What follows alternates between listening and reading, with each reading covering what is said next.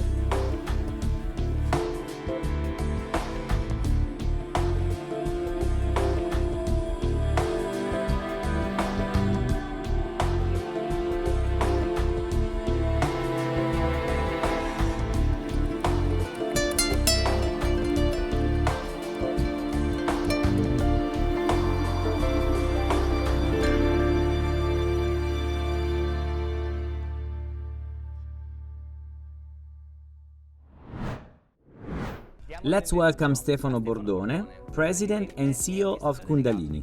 Ciao Stefano. Hello, thanks for the invitation. I wanted to invite you more as a dear colleague. Consider your past at the Editoriale Domus, which is from where the Kundalini project came about, right? In reality, Editoriale Domus was the moment when this contact was created in an exciting manner. When I met the former owner, who was my ex-partner in Kundalini. It was an absolute coincidence for a meeting of people who knew each other. I've always wanted to be a business person. Perhaps because I don't like it when someone tells me what to do. And so this opportunity was born. It was in the design world. It's certainly better and closer to me. It's certainly better than other sectors to express my desire to be a business person. That's how it came about. Are you a creative person? No, I don't think I'm creative. I believe I have a sensibility for beauty and design. I grew up on bread and design. Because in the 1960s, my parents put Le Corbusier pieces in the house, rather than Mies van der Rohe. My father bought contemporary paintings that were strange back then. So my parents were a bit strange compared with their friends, because they were in a world that wasn't everybody else's world. And probably growing up and breathing the same air, it became mine. It became my sensibility. Kundalini defines itself as a cosmopolitan and unconventional company, with a name that in Sanskrit describes the pure energy that each one of us possesses. How are they tied together? Philosophy, company, and obviously lighting. Well, this is surely the origin of the company. My ex-partner came from the meditation world. He practiced and still practices yoga, and in a clever and commercial way at the time decided to start this company and to go into the lighting world. He decided that Kundalini could be a good play on words, and it accurately reflected what was on his mind at the time, because Kundalini in reality is the energy contained in each one of us that, when rediscovered, leads to the illumination of the soul. Sure. He played with these words a bit and began with this company and a series of products that, in a way, interpreted the message of the name. In fact, at the time, the company was called Kundalini, Bodies of Interior Illumination. It had this copy, so it was really that world. The first products were called ETA Yoga. ETA stands for Extraterrestrial Angel, and yoga is yoga, and it was a series of names that recalled that world, and you could say that poetry. It was a correct insight, because at the time it was very successful. The history of the company clearly went through some changes, and today, probably, that name is no longer representative of what we're doing. In fact, it seemed to me that today, especially these weeks, the company is living a moment of evolution, of somewhat profound change. We are talking about a rebranding of the Kundalini brand, giving it a new acronym, a new brand referred to KDLN or Kundalini, or KDLN more for the Italian user. Yes, it's a correct and natural evolution. In any case, we are a product company, so we have to put a strong synergy on with what we do, and probably the name Kundalini evokes our past, but is not representative of our present. Given the increasing success we are having abroad and the recognition that our products have, there is a great match between the name and what we are, even as a company, as an organization, and everything. And also because perhaps after so many years, the next year is 25, it's also the right thing to update ourselves and think of something new. This acronym KDLN is just the elimination of the vowels from Kundalini, and it was created by two young guys. We had a call for tenders because the rebranding operation regards the entire company, from images to catalogue, and not only the name. Sure. The true identity. We even changed the product boxes. We held a call for tenders, and we assigned the project to two very young guys.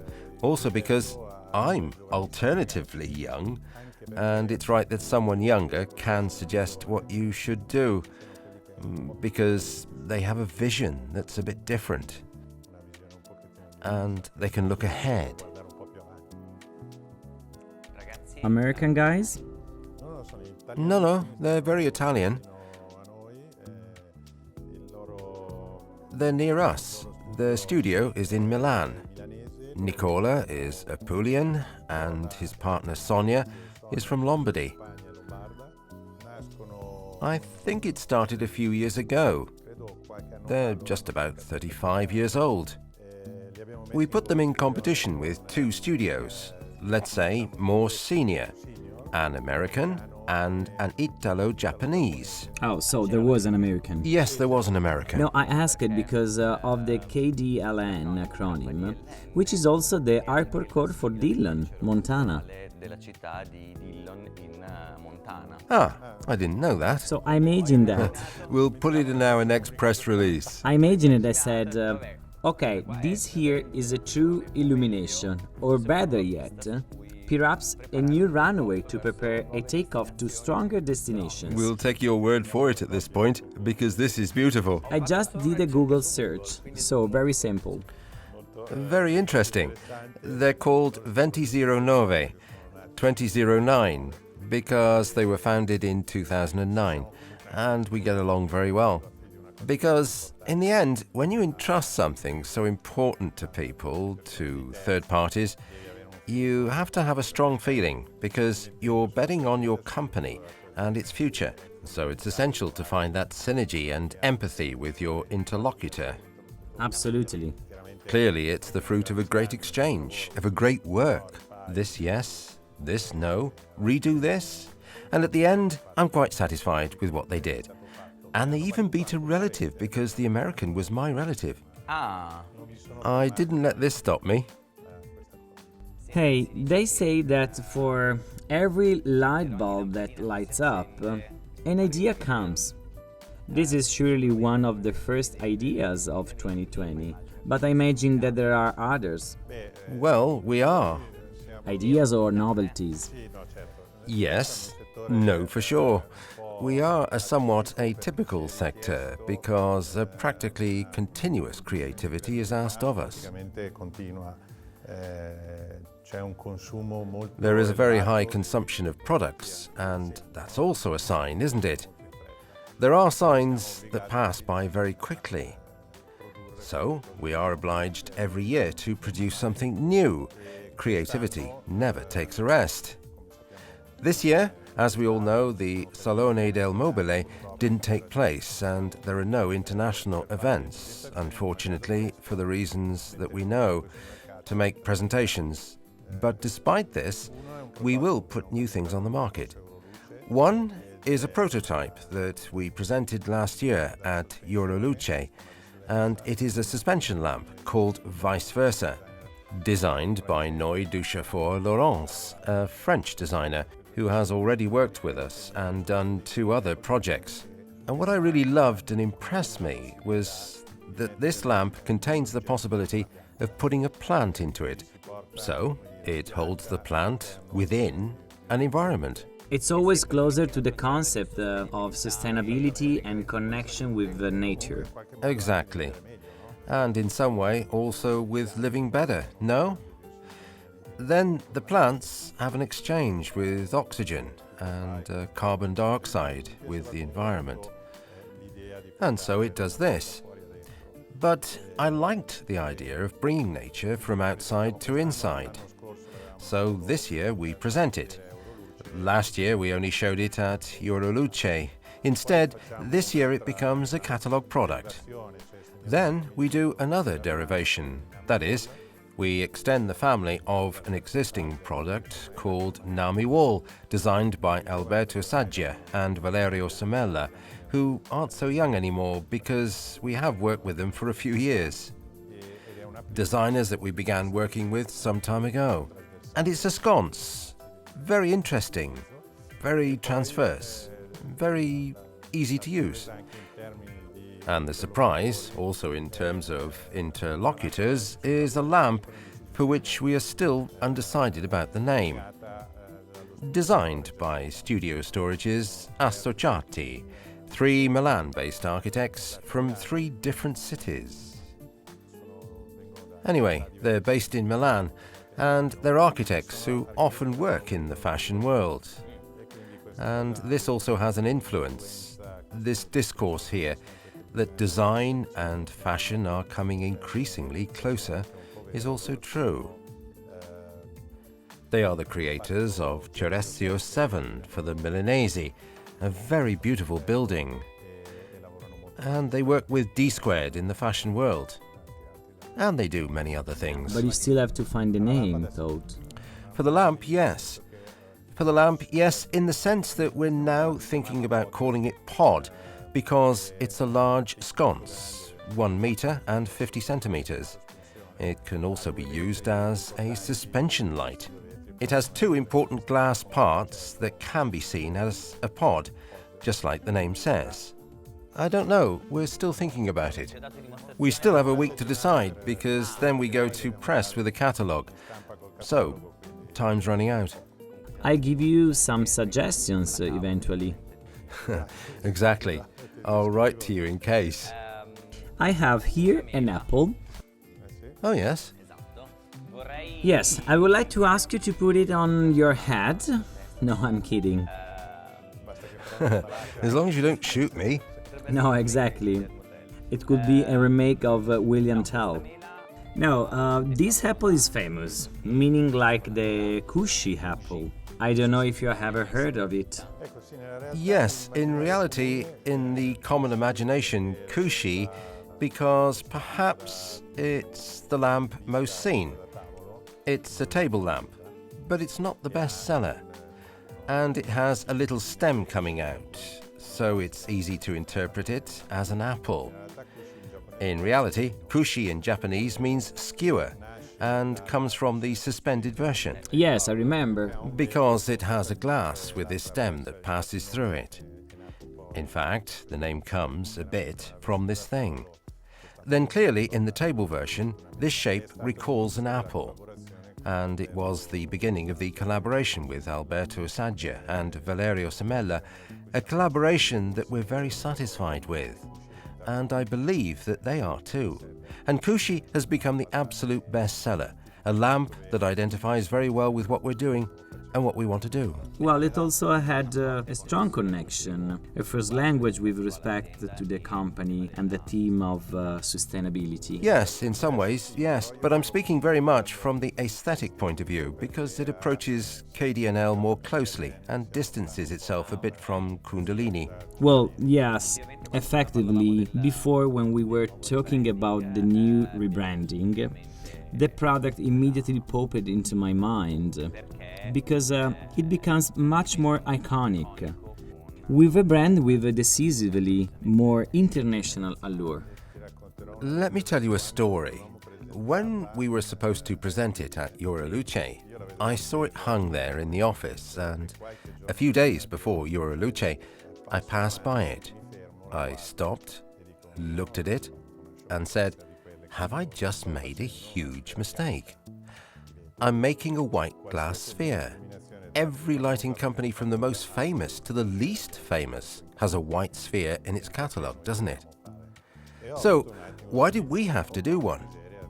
And I had a moment of, oh crap, who knows what they'll say now? Then, obviously, we went ahead with our project. We presented it at Euroluce, and it was an extraordinary success. The design is made up of details, and this detail of the stem broke the mold, that it was just a simple sphere. And we had the success that continues even today. We mentioned innovation, talking about some designers, but in the branded quarters or in any case, in your collaboration there are also some well-known names, such as Sebastian Erkner and the slightly more kitsch Karim Rashid. And how does the brand approach the design world? We always start from the idea that it's the design that wins. So the quality of the project, more than the fame of the designer. Certainly, the fame of the designer helps from the marketing point of view, because it is a very strong statement. Because when someone more recognized works with you, they also carry a strong connotation with them. You mentioned Karim Rashid. Even if he makes the cleanest possible object, he has a certain type of image anyway, and is, however, a very famous designer in some parts of the world, and this indubitably helps the company. Valerio and Alberto, when they began collaborating with us, were known by few people, but today they are known much better thanks to the products that they created with us. So again, it's the product that brings fame. Certainly then, as it happened at the latest Euroluce, when designers with a certain level of fame approach you. Mark Sadler came to us and said, "Why don't we do something together?" I know Adam Tiani was here with you and did the same thing. His design director came to us, and we're working on a project with Adam. So it's evident that it gives a lot of pleasure and luster to the company. But at the end, for better or worse, it's the product that counts. A big name alone isn't enough. Returning to the runway, you and I get on that airplane with KDLN livery and we are ready for takeoff. What are the new destinations for Kundalini? Markets? So, markets? Now, with the health theme that we've had, it's a bit difficult. Our first market today is France, and France has suffered as much as Italy has. It's probably a country with the characteristics to pull itself up much quicker than Italy could.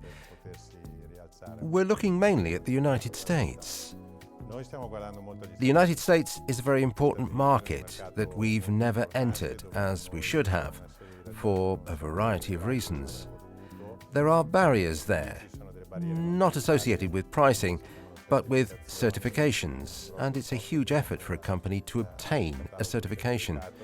We're doing it, and our aim is to penetrate that market better. We look more towards the west than the east at the moment.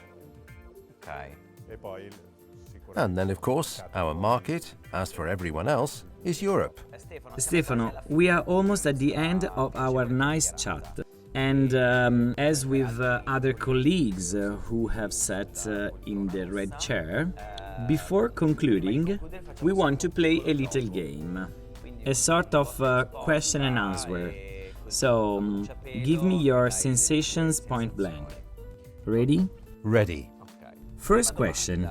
Tomorrow morning, Luti gives you the keys to the Salone del Mobile, with a great celebration and circumstance. What's the first thing that you will do? For sure, I would give a strong imprinting of the digital world to the Salone del Mobile, although maintaining the physical part, which is essential for our products and can't be ignored. Absolutely. But today, it must be accompanied by an important digital platform. I call it Big Brother, the sort of decides the destinies of the world, and that is not often held in high esteem or is considered to be in bad taste. If it were decided to abolish light from the world, what would KDLN do? Careful, Italian is the only language where, when a child is born, they say, he's come into the light. And there's a reason for that. So now you return to the Kundalini philosophy. No, it's a fact, isn't it? The first thing that a baby does is open its eyes and sees the light. So the big brother got it wrong, I think.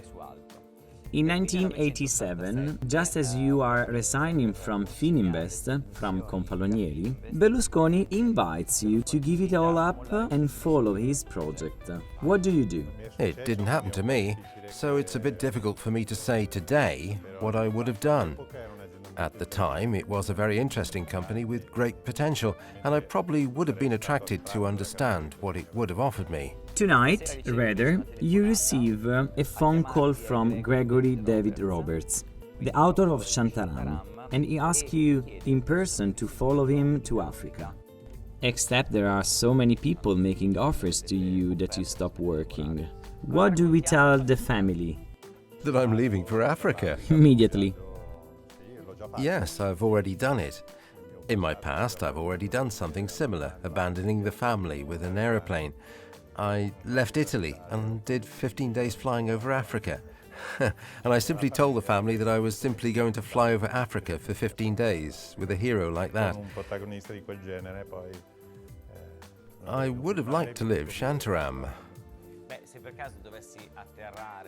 Well, if you happen to land in Africa and live this wonderful experience, you know that you can always follow the design comedy. Because it's in streaming, there are on-demand collections, so there is no itch or limitation to keep you from watching our show. The conditions in Africa are good. Perfect. So you can go ahead. Listen, Stefano, it has been a pleasure to have you here with us, and it surely was an episode rich with, I can say, with new illuminations. I thank you for being here with us. Thank you. Thanks a million for inviting me. And I hope that we'll see each other soon at the Salone del Mobile. Absolutely. We still have to wait a few months more. Let's hope that everything passes and everything goes back to normal. At this point, see you at the next episode of the Design Comedy.